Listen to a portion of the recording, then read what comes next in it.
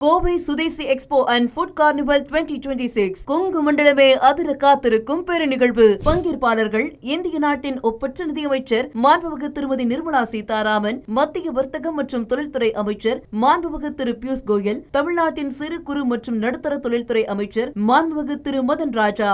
இது மட்டுமின்றி வர்த்தகம், கலாச்சாரம், உணவு ஆகியவற்றின் ஒட்டுமொத்த சங்கமம். நாள் ஆகஸ்ட் 8, 9, 10. இடம் கோவை ரத்தினம் கிராண்ட்ஸ் ஹால், பொள்ளாச்சி சாலை, கோயம்புத்தூர். அனைவரும் வாரீர். அனுமதி இலவசம்.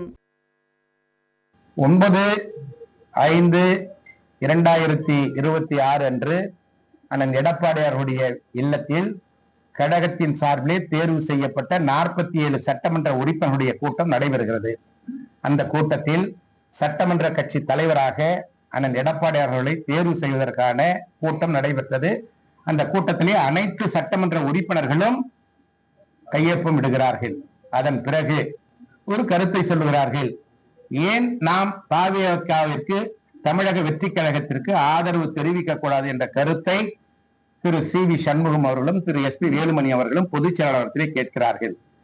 சட்டமன்ற உறுப்பினர்களாக தேர்ந்தெடுக்கப்பட்டிருக்கிற நாங்கள் எல்லாம் இயக்கம் அண்ணன் எடப்பாடியார் தலைமையிலே செயல்பட்டுக் கொண்டிருக்கிறது. பொதுச் செயலாளர் அவர்கள் நாம் எதிர்கட்சியாக செயல்படுவோம் என்று சொல்லிவிட்டார். எனவே அந்த கருத்தை நாங்கள் ஏற்றுக்கொள்ள முடியாது என்று அங்கேயே சொல்லிவிட்டோம். அதற்கு அண்ணன் எடப்பாடியார் அவர்கள் தெளிவான விளக்கத்தை சொல்லுகிறார். நாம் 47 சட்டமன்ற உறுப்பினர்களை மட்டுமே வைத்திருக்கிறோம், எப்படி அவரை முதலமைச்சராக ஆக்க முடியும் என்று கேட்கிறார்.